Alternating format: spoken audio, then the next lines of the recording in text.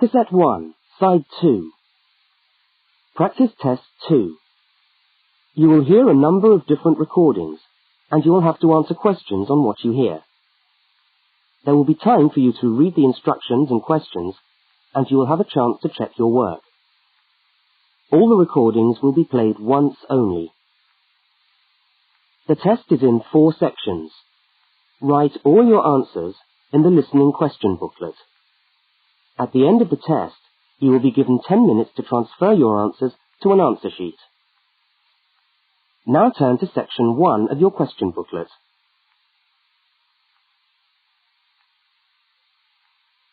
Section 1. In this section, you will hear 2 overseas students, Kate and Lukey, being interviewed by a university counsellor. First look at questions 1 to 5.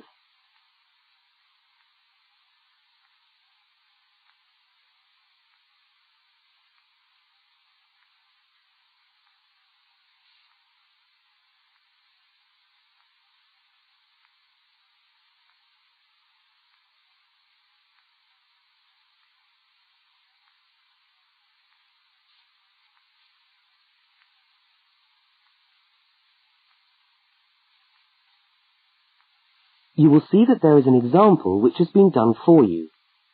On this occasion only, the conversation relating to the example will be played first.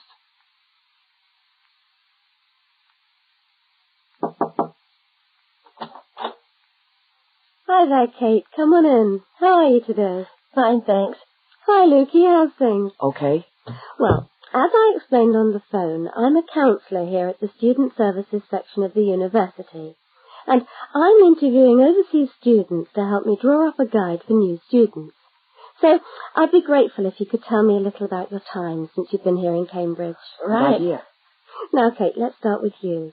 Okay. This is your 2nd semester, isn't it? Could you tell us something about your first impressions of the town when you arrived? Yeah. Well, first of all, I was struck by how quiet it is here in the evening. Kate's first impression of the town is that it is quiet in the evening, so quiet is the answer. Now we shall begin. You should answer the questions as you listen, because you will not hear the recording a second time. Now listen to the first interview with Kate and complete the notes by filling in the numbered spaces 1 to 5.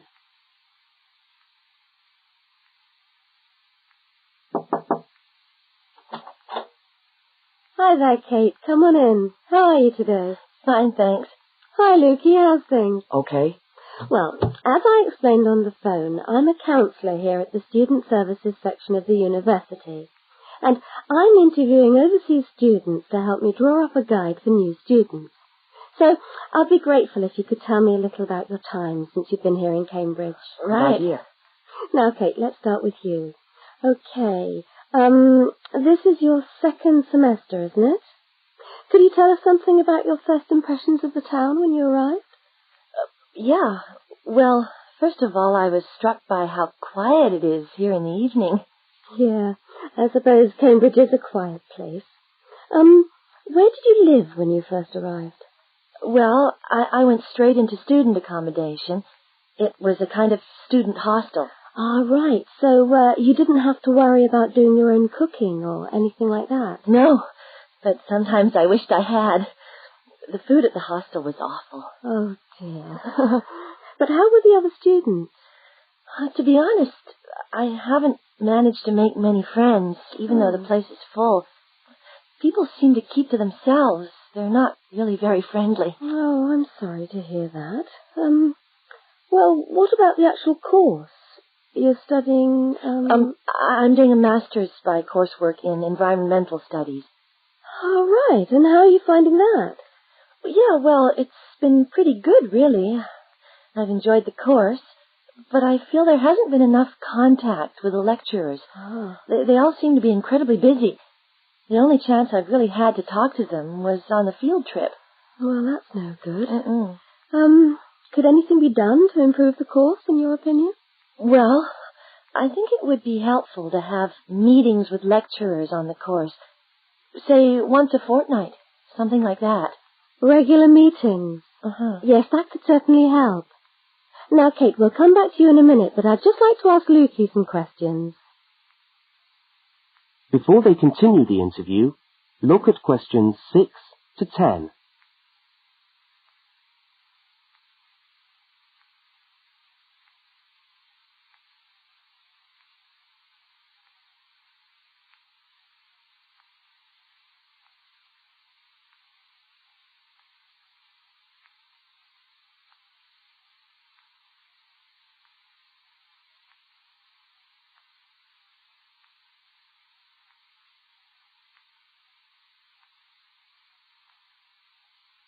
As you listen to the rest of the interview, complete the notes.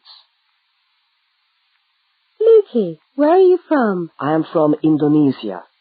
And how did you find Cambridge when you first arrived? Well, I like it here. I think the city is very beautiful. What about your accommodation? Was that okay? Yes, okay. At first, I stayed with a family for 3 months. They were very kind to me, but they had 3 young children, and I found it difficult to study. Right, I see. So after 3 months, I moved out, and now I live with 2 other students in a student house. It's much cheaper, and we like it there. Good. And what about your studies? What are you studying? I'm doing a Bachelor of Computing. Computing, I see. Apart from the language difficulties, if you can separate them, how have you found the course? Okay, but... Yes, go on. Well, the main difficulty for me is getting time on the computers in the computer room. It's always busy, and this makes it very hard to do my practical work. Yes, I'm sure it would. Can you reserve time in the computer room? No, you can't. But it would certainly help if we could reserve computer time. Yes, I'll look into that and see if something can't be done to improve things over there. Now, let's go back to Kate. That is the end of section 1. You now have half a minute to check your answers.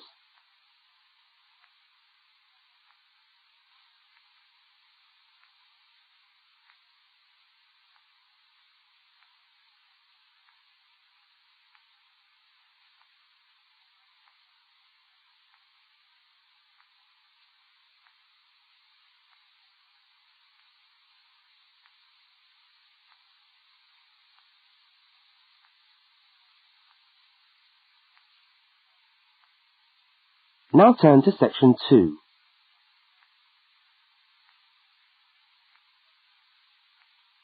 Section 2. You are going to hear a radio talk about buying a bicycle. First, you have some time to look at questions 11 to 20.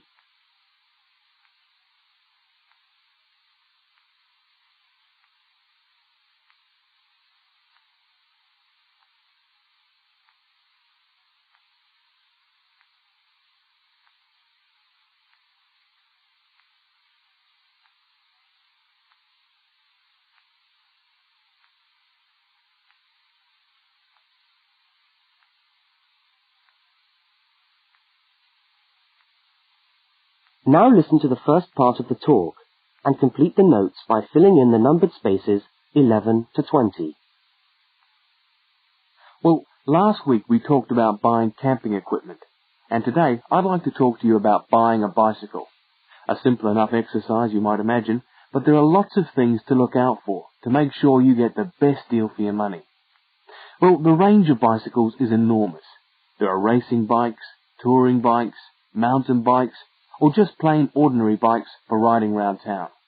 They vary enormously in 2 basic ways: price and quality. This means that the choice you make will probably be determined by the amount of money you want to pay, your own personal needs, what is actually available, or a compromise of all 3 things. However, in broad terms, you can spend anything from $50 to $2,000 on a bike, so you'll need to know what you're looking for. Single-speed cycles, that is bikes with no gears, are really only suited to short, casual rides. Their attraction is their simplicity and reliability. After years of neglect, they still manage to function, though not always too efficiently.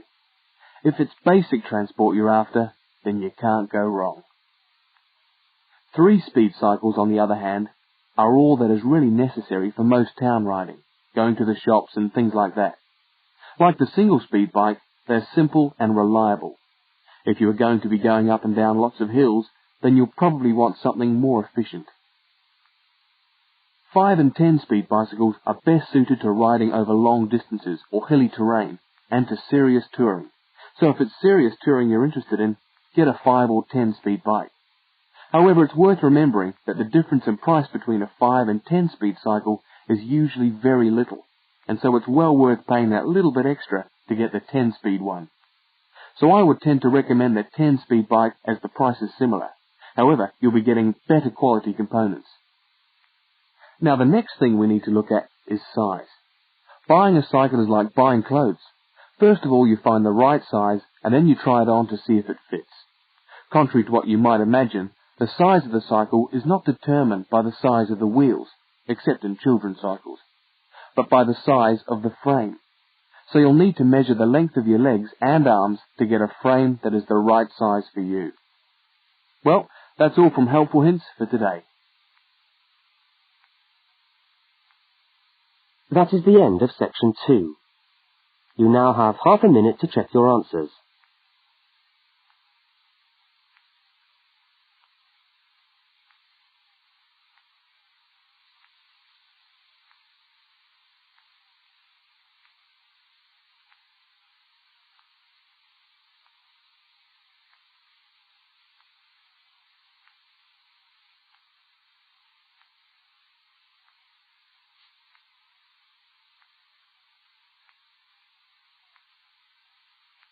Now turn to section 3.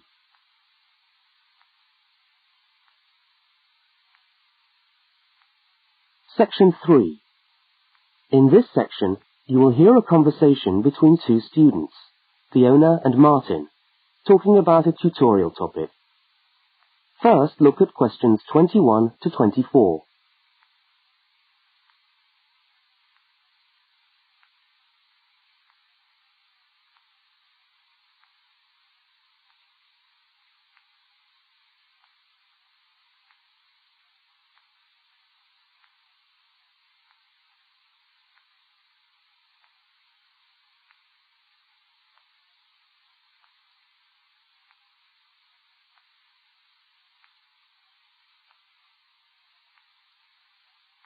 Now listen and answer questions 21 to 24. Hi there, Martin. How are you going with your Australian Studies tutorial paper? Oh, good. I finished it, actually. Lucky you. What did you do it on? I'm still trying to find an interesting topic. Well, after some consideration, I decided to look at the history of banana growing in Australia. Banana growing? Yeah, banana growing. Fascinating, I'm sure. Well, it's not as boring as you'd think. And I wanted to tie it into the work I've been doing on primary industries and the economy. Anyway, I bet there are a few things you didn't know about bananas. Such as? Such as the fact that bananas were among the first plants ever to be domesticated. Oh, really? Yeah, they're an extremely nourishing food. I suppose you're going to tell me the whole history of banana growing now, aren't you? Well, it'll be a good practice run for my tutorial next week. I'll do the same for you sometime. Okay, fire away. So where were these bananas first domesticated?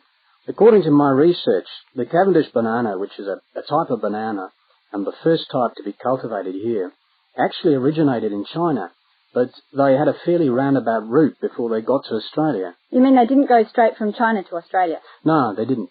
It seems that in 1826, bananas were taken from South China to England. I suppose they'd have made a welcome addition to the English diet. Yes, I'm sure. Well, apparently there was an English duke who was particularly fond of bananas, and he used to cultivate them in his hothouse, which is where you have to grow them in England, of course, because of the cool climate. And they became quite popular in the UK. So he was the one responsible for cultivating the Cavendish banana, which was then introduced into Australia. I see, and we've been growing them ever since. Yeah. Now look at questions 25 to 32.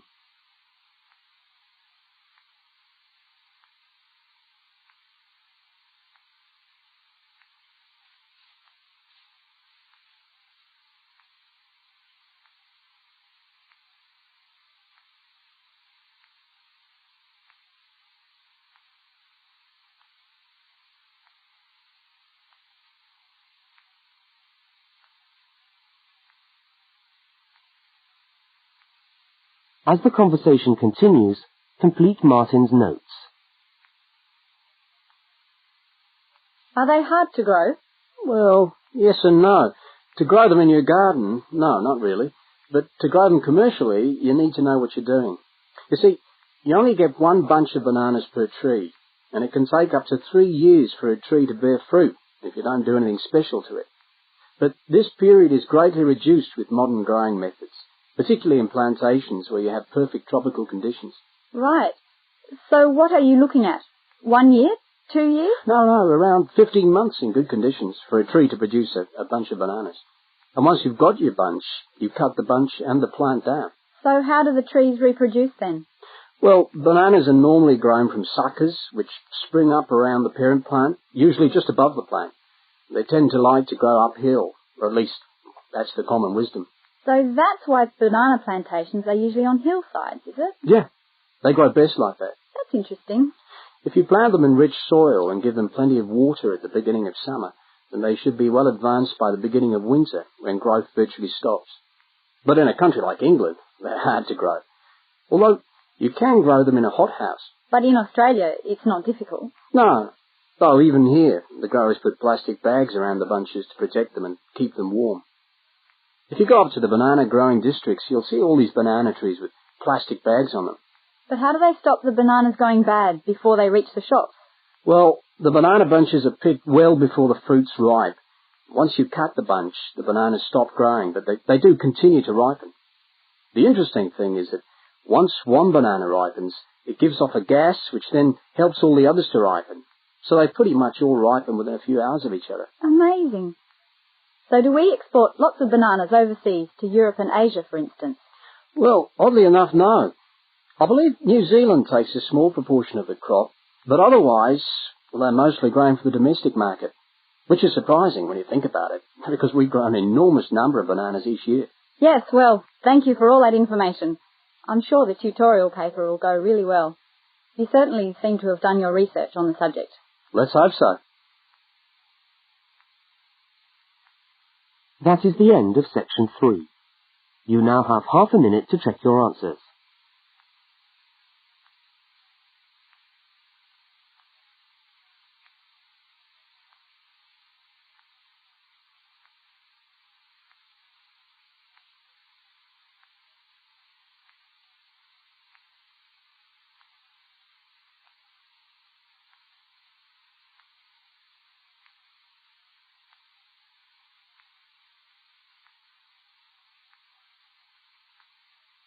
Now turn to section 4.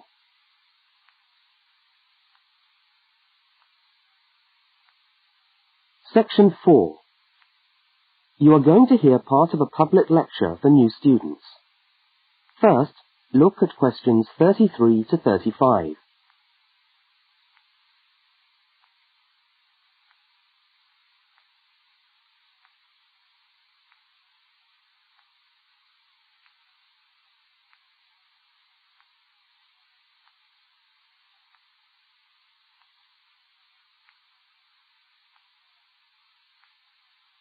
Now listen and answer questions 33 to 35.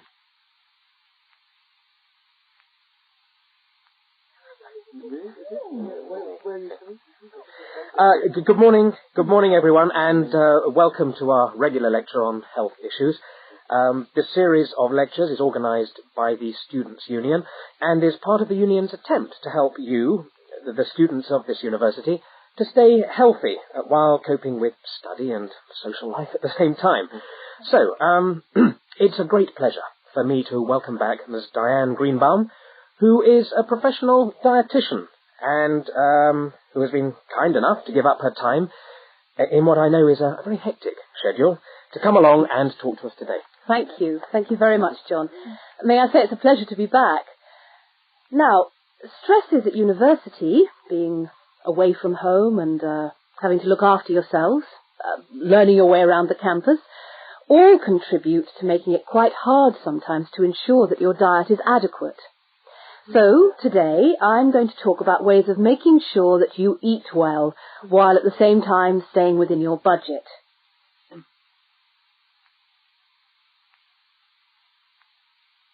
Now look at questions 36 to 41.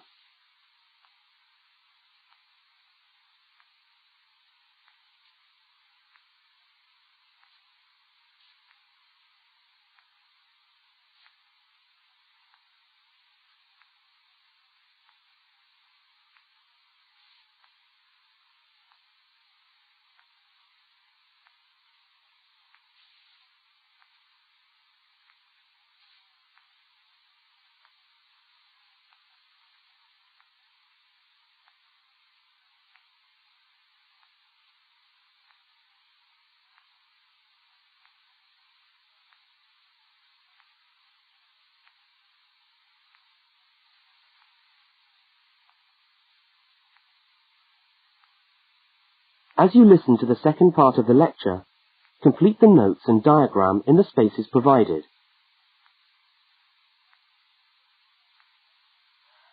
If you have a well-balanced diet, then you should be getting all the vitamins that you need for normal daily living. However, sometimes we think we're eating the right foods, but the vitamins are escaping, perhaps as a result of cooking, and anyway, we're not getting the full benefit of them. Now, if you lack vitamins in any way, the solution isn't to rush off and take vitamin pills, though they can sometimes help. No, it's far better to look at your diet and how you prepare your food. So, what are vitamins?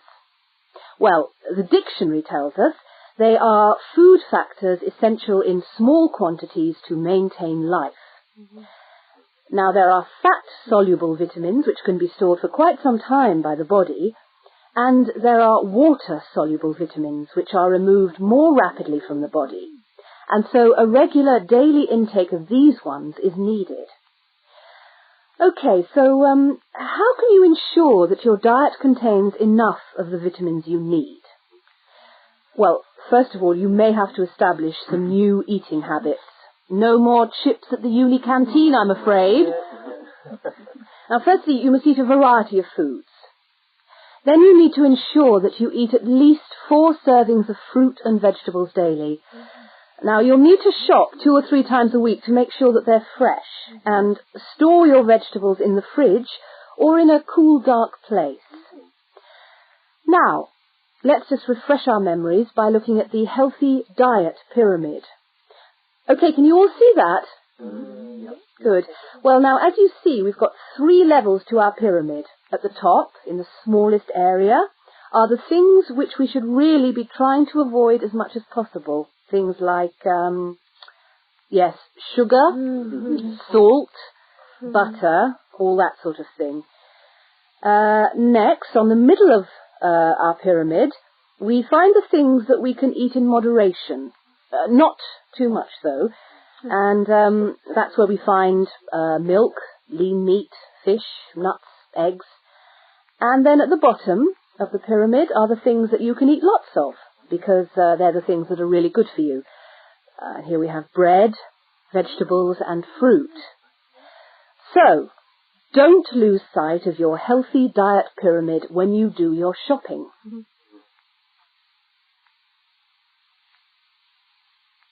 That is the end of section 4. You now have half a minute to check your answers.